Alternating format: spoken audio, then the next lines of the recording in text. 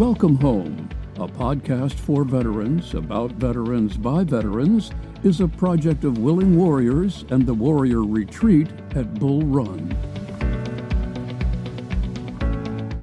Good morning. I'm your host, Larry Ziliak, Director of Culinary Services here at the Warrior Retreat at Bull Run. And this week, our guest is Eric Thomas. He's the founder of an organization nearby in Loudoun County called CJ3 Foundation. And this is a nonprofit, 501c3, that advocates and has a number of excellent programs to support wounded and disabled U.S. service members, veterans, law enforcement, firefighters, EMS, and first responders. So they are supporting just a wide selection of not only our military, but also our warriors that I like to say are inside the wire.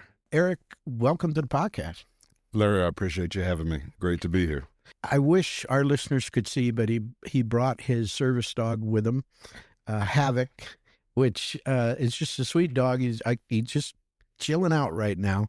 But if you ever get to go to one of their functions or their activities, you'll see him, and he's really great.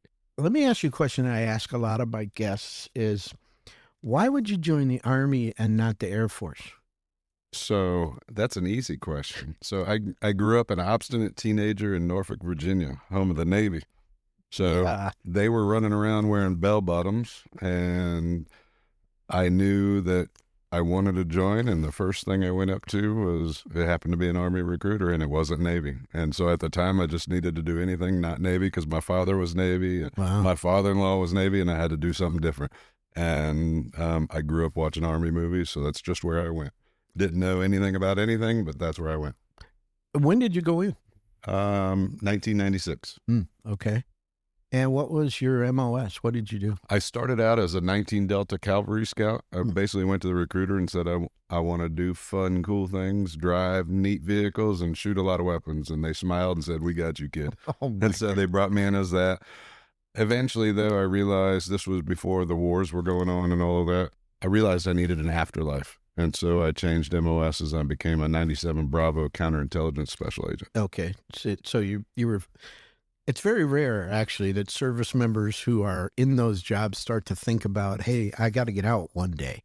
And while this is cool, there's not much of a transition into the civilian world for this kind of thing outside of law enforcement. You do see a lot of your guys go into law enforcement, but yeah, that's a pretty heads up move to switch over and take a job that's going to be able to get you some employment after you get out. How long were you in?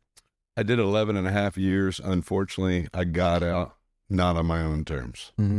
Sustained combat injuries and had to leave. And so then I became I ended up working for DOD as a federal civilian, doing the exact same counterintelligence job just as a federal civilian. Right, and getting paid more. Yeah, and now I'm sir. Nice. Were you medically retired?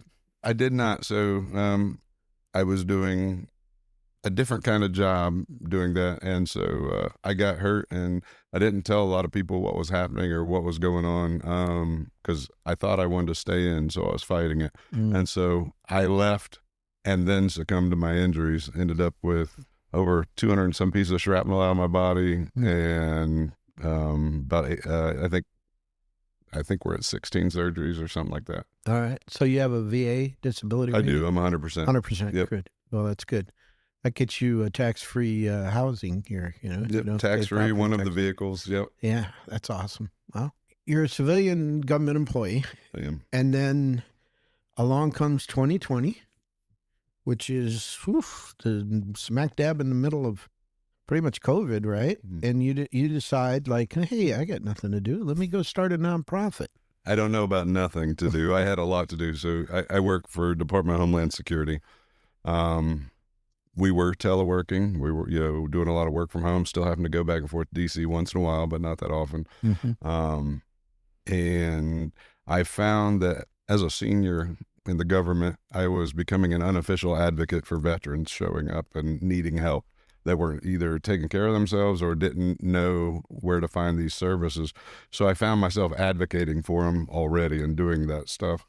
I'm a religious guy, so I kind of felt the calling that I needed to do something more than just unofficial help. Sure. And it just happened to be while we had that downtime. I like a good cigar. I like a fire pit, which I appreciate your fire pit here. Mm-hmm. We have 6, by the way. I only saw one. I'll have to check out the others. I felt the calling that I needed to do something. And candidly, I just wanted to get involved with another charity. I didn't want the headache. I didn't want the hassle. I believe, looking back, I probably also wanted a way to walk away if I didn't want to do it anymore. Mm-hmm. Mm-hmm. And that just wasn't in the cards at that time. Because of COVID, I found a lot of veterans really struggling and needing help, especially due to the isolation that was not helping at all. Sure.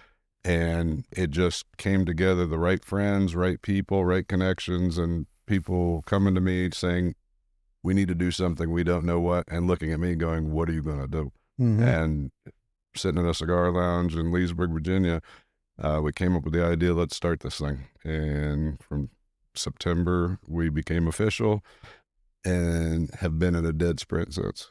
Wow. When you guys were there, that night, that day, when you were all there thinking about, okay, let's start this foundation, let's see if there's a way we can kind of organize what we need to do to help fellow veterans, law enforcement, frontline responders. What was the thing you were thinking the most of? What was the thing at that time that you thought that they needed the most that you guys were going to provide? I will tell you, the first thing I said I wasn't going to do, not because I don't find it important. It's very important, especially after I had to go through the struggle of the process. I wasn't going to do veteran benefits and go through compensation and claims and all that. That's a full-time gig. And that was not my forte. Well, there's plenty of organizations that do that have service officers, the VFW, yep. DAV, American Legion. So I get that. And I didn't want to be redundant, and so I looked at my journey. And there's my bio and my history on the webpage, and I ran through a lot of struggles and hit a lot of obstacles going through the process at the VA, with service dogs, with just the whole gambit of it. And I started thinking. And not that I rely on education and think, but if I have a master's degree and I'm a senior in the federal government and I'm struggling to figure this out and navigate my way through, we got problems. And so then it became, how do I decide on, out of the gambit of things we can help with, what do we decide will be our core? And we decided initially on 3 things, and we added a 4th because of our partners and supporters later. So we started out, for me, I think we have a mental health problem. I think we have a mental health problem across America, not just in the veteran community. Yeah. I did not find good services when I was going through for mental health. They were real good about surgeries. They were phenomenal about recovery, all that stuff. I thought the mental health part was lacking. And so we decided I have access to mental health facility and doctors. And so we thought that would be important. I knew I wanted to do service dogs because I have one. I didn't understand when I got him the value of that. Mm-hmm. And after having him, I realized I definitely want to do that. And what we found was the mental health is complementary to it, because if we take care of them on the mental health side and then they get a dog, they're going to be a lot more successful with that dog. Mm-hmm. And then I also knew, based off of just working in the government, we needed to do advocacy and advocate. One, it's advocating just for the veterans. I may fly down to Florida.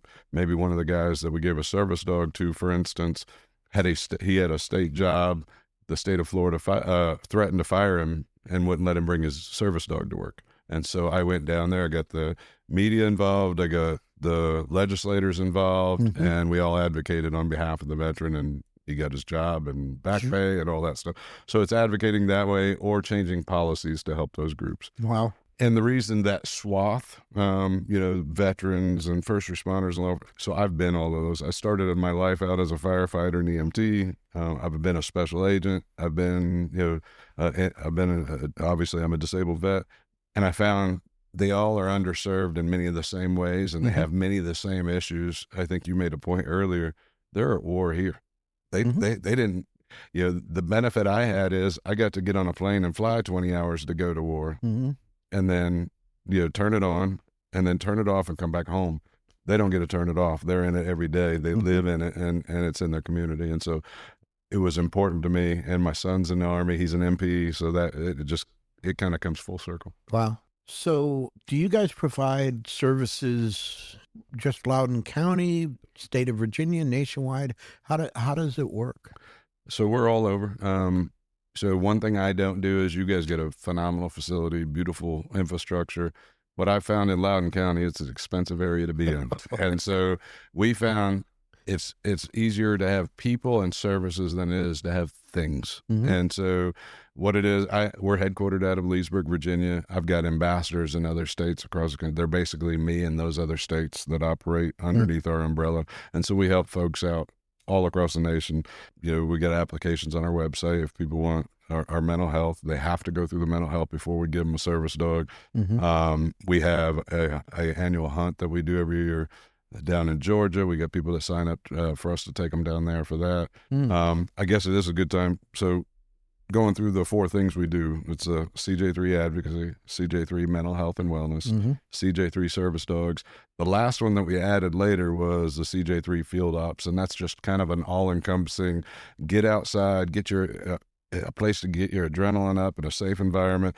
So we take wounded heroes out hunting, fishing, racing. We got a Summit Point event out in West Virginia that we're going to do a driving and shooting day and things like that. Wow, that sounds like fun. Yep. Awesome. Well, listeners, right off the bat, I want you to go to the webpage. It's CJ3foundation.org. Check it out. Look at all the resources that are on there, the different programs that they have. And you know what I'm going to say? You know where that donate button is. Bang on that donate button. Give what you can. $5, $10, $5,000, $10,000. They'll take it all. Doesn't matter. Help out.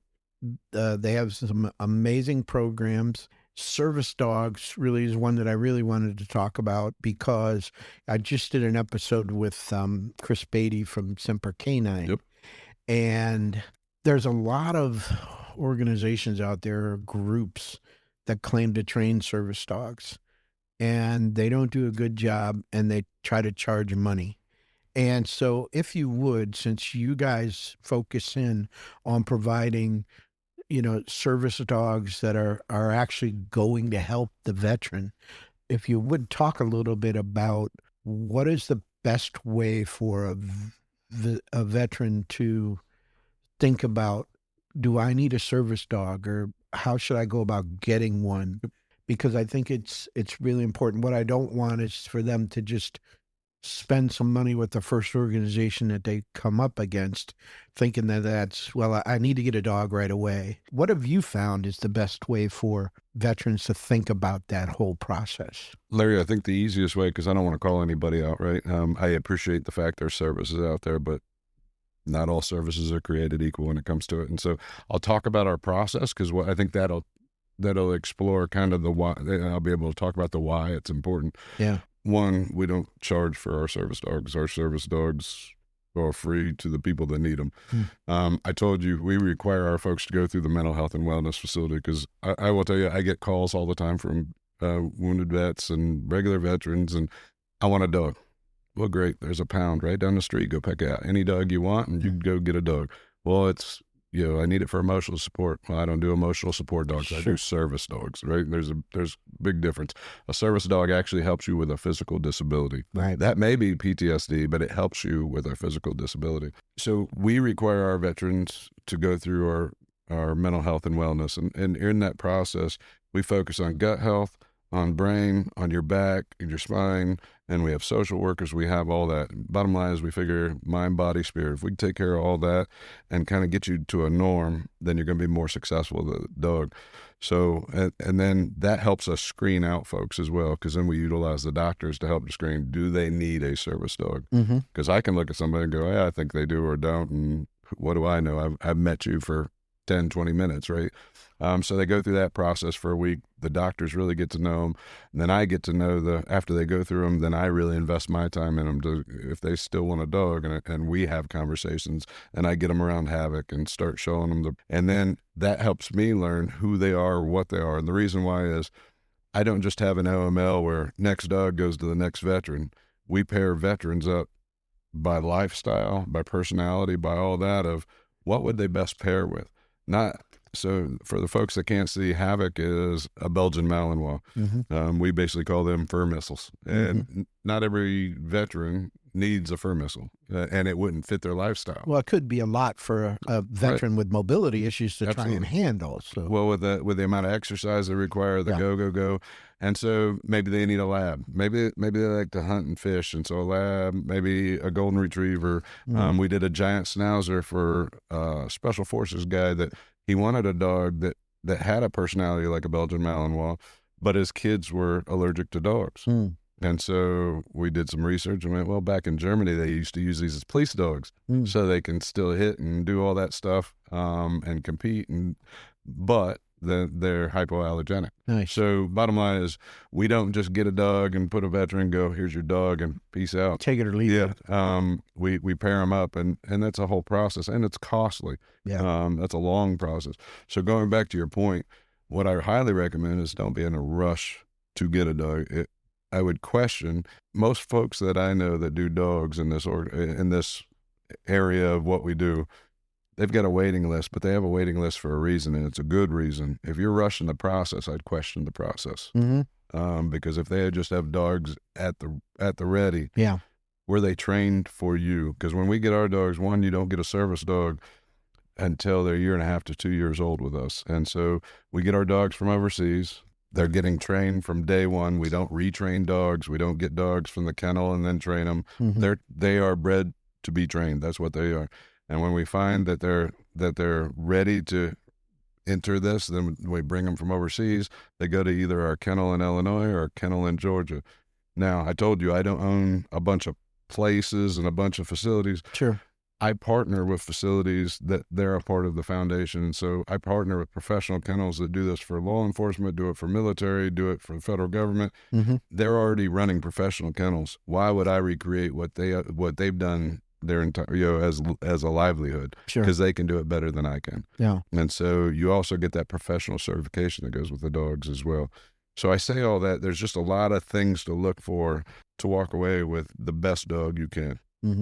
How long does it what normally take to train a dog on average? I know they're all different. So like I said, we don't give a service dog till 1.5, 2 years old. So they are trained from that whole time. Right. And we don't shop them around. They stay in the training environment. Because the other side I don't like to do is, Larry, if you decided, hey, I'll take your dog for 6 months and raise it, and then it goes over to this other family, they can pick up bad habits. I don't want you training bad habits into the dog that I just invested $25,000 into to bring to the veteran. And so our dogs stay in a training environment in that same training environment the entire. So you don't use the puppy raiser model? No, we don't. Okay. Yeah. Is there time that the veteran spends with the dog and with the trainers before they take the dog? Yep. So once they're identified, hey, you're getting a dog, then normally that's when we start doing the pairing, and we'll bring a couple dogs over that fit the personality, and we'll decide, okay, based off of which one works the best. Then we fly the individual and one of our folks out to the kennel, whether it's Illinois or Georgia, and they spend a week with the dog. And they go through all the training. And then the other thing we do is then our trainers go out to the individual's house. They come back with them, which is what a lot of places don't do, and introduce the dog into their home, to the family, to all that. Because one of the biggest things I see that happens is you spend all this money in training. When they're there doing it, they're getting trained, but then you develop bad habits or you're not consistent with it. Well, these dogs are smart dogs. They're going to fall into bad habits. Most of the time I get a call from a veteran that says, hey, my dog's not doing what it's supposed to do. We'll talk through it, or I'll fly out there and we'll find out, no, you just slipped into bad habits and you weren't consistent. And we'll get them back in. We'll get them back into. And that's the other piece I found. For some of these organizations, there's not a follow-up. We try to get our veterans together at events. We try to do either an annual event or a couple. And that's not just to get everybody back together and rah, it's good to see you. It's also so we can recertify the dog and get eyes on and make sure just the general health and welfare of the veteran and the dog, right? We want to see them together and make sure they're doing right. If they're not, we do on-the-spot corrections, do training there and whatever we need. Well, listeners, there's another reason to go to the webpage, CJ3foundation.org. and donate. I mean, you heard that, what it takes to get a dog for a veteran, and they're not cheap. There's a lot of cost involved. I would say probably by the time all said and done, you've probably got 50 grand rolled up into that dog. Because of relationships and partnerships, we do it for $25,000. Wow. But I mean, a lot of people look at, oh, that's expensive. I said, well, look what your medicine costs you. Oh yeah. This is actually a very cheap investment for what they do. And I will just vouch, Larry, you've seen my dog as he moves since he's been here. No, they're very well trained. No. My sister had a wonderful dog. Unfortunately, passed away. But the most well-trained dog that I've ever seen. I mean, a squirrel could go prancing right in front of that dog, and he never moved. He constantly had his eye on my sister, and whenever she moved, he moved. And so I've interacted with a service dog that's truly a service dog. The benefit to the veteran is immense. The only thing I'd like to say, Larry, is I don't want to take away from the service dog. They're very cool. They're fun to watch, and they're a huge help. But they are but one tool, and that's why we require of our veterans that get one to go through the mental health and wellness piece, because we want to help you find your new norm and help get you healthy. And then the dog comes in and just makes you even more healthy and makes you even more mobile. And so that's our goal. Yeah, the mobility is really the key there. It gets them out of the house, gives them the confidence to get out of the house, to go to those medical appointments, to maybe join the American Legion or the VFW, and, once a week go down and see some guys and sit around and talk for a while. I mean, service dogs are just invaluable. And what I'd really like to see is some of the legislation that's come up that has just constantly gets tabled. Regulations or the newest bill before Congress involves just 5 years of research to show the benefit. Yeah. So it started out as the PAWS Act, and then it moved into the SAVES Act. Yeah.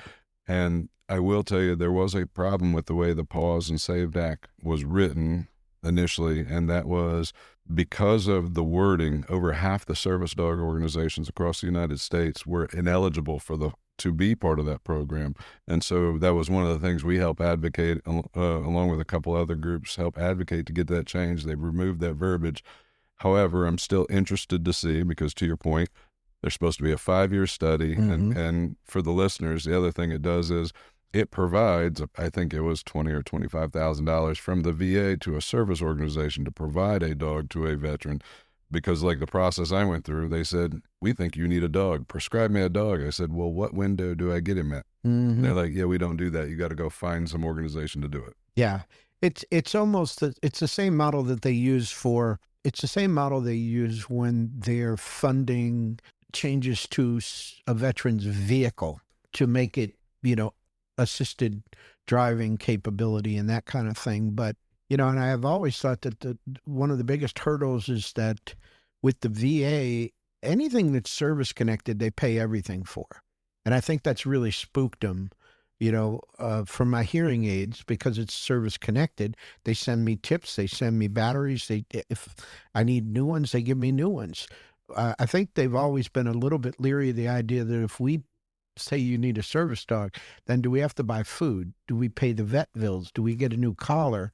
I think that's really the thing that's really held it back from the VA point of view for a while, is they really weren't sure what they were going to be responsible for. Well, and a lot of that goes to policy, right? Advocate for the right policy, because I don't think, candidly, I will tell you, as a veteran organization and a veteran that has a service dog, I don't think they should provide everything. Yeah. However, I do think if you give a service dog, then veterinary benefits should come with it, because dogs are not cheap to maintain sometimes. And if they could get injured, they can get, and if that becomes your lifeline, you need the means to be able to fix it. And not all veterans have the same income. So yeah. I think that piece needs to be. But should you be responsible for feeding it? And if you want a new collar for it, yeah, go do that. Yeah. Yeah.